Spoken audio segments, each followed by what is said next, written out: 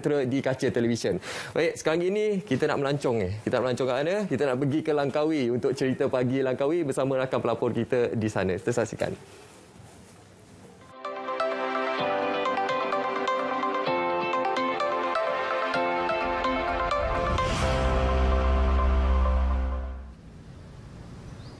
Terima kasih kepada rakan di Selamat Pagi Malaysia.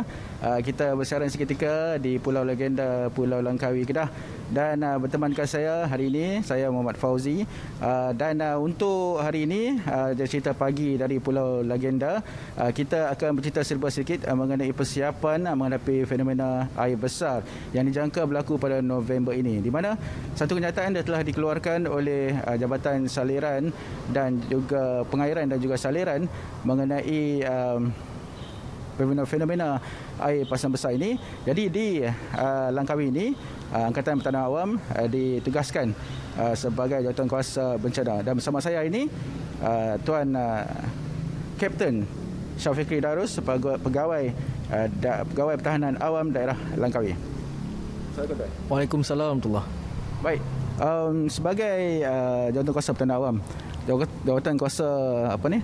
jawatankuasa pusat bencana di daerah Langkawi ini, boleh tuan sediakan ceritakan mengenai persiapan untuk menghadapi bencana ni?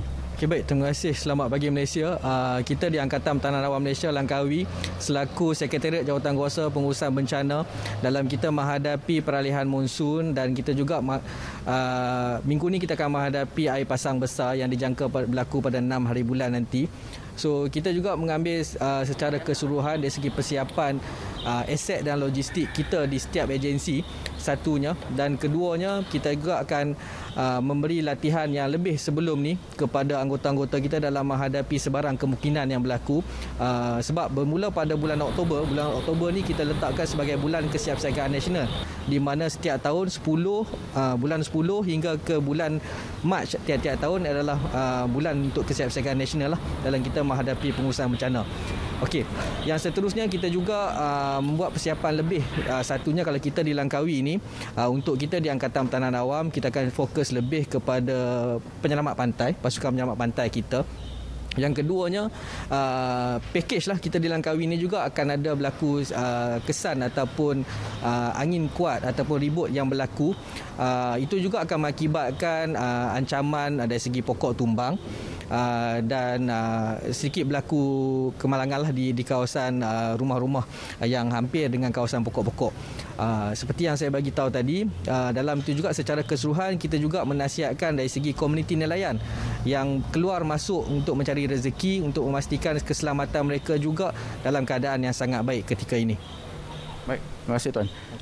Nasihat sedikit tuan kepada yang bakal berkunjung ke Langkawi dan juga penduduk di Langkawi ini. Okey, baik, terima kasih. So untuk bakal pelancong yang ingin ke Langkawi, so tuan-tuan datang dalam keadaan sangat baik, so mematuhi SOP yang telah ditetapkan.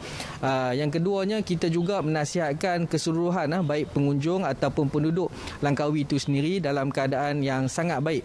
Satunya, kita nasihatkan dalam keadaan semasa ni sediakan segala barang keperluan ataupun dokumen-dokumen penting kita dalam satu beg ataupun satu bekas yang selamat, yang boleh digerakkan, boleh dibawa keluar pada bila-bila masa. Itu penting. So dari segi dokumentasi kita tu, at least kita dah simpan dan kita boleh bawa keluar pada bila-bila masa. Kita tak mau barang-barang penting kita tu hilang.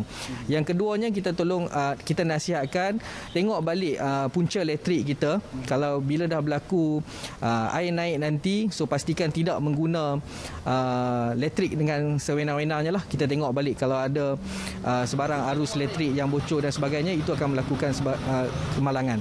Itu penting. Selain itu juga kita nasihatkan kawasan-kawasan yang hampir dengan pokok-pokok besar, pokok-pokok lama ni, kita nasihatkan buatlah sesuatu awal lah sekarang ni. Kita tak mahu berlaku pokok tumbang seperti sebelum-sebelum ni. Okey, nasihat saya seterusnya ialah untuk pada kita rakan-rakan pengusaha sukan pantai kita dalam menghadapi keadaan ataupun fenomena air pasang besar ni, saya nasihatkan untuk menjaga, menitik beratkan dari segi keselamatan pengunjung pantai kita. Satunya dari segi pemakaian life jacket lah. Yang keduanya dari segi umur. Had umur tu kita betul-betul jaga. Dan selain daripada itu, kita minta mereka juga untuk tengok sedikit bendera yang kita pasang sebagai amaran ketika waktu semasa itulah nanti. Okey.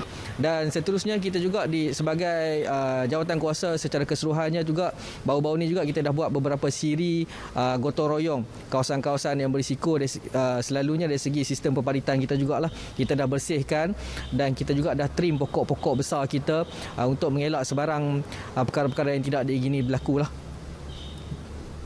Baik, terima kasih Tuan. Nampaknya itu saja sedikit mengenai persediaan APM untuk daerah Langkawi bagi menghadapi fenomena air pasang besar.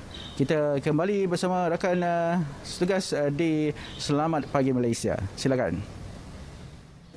Ya, terima kasih rakan pelapor kita Muhammad Fauzi bagi cerita pagi Langkawi, iaitu menyentuh berkenaan persediaan menghadapi fenomena air pasang besar di Langkawi. Dan seterusnya untuk kita mengetahui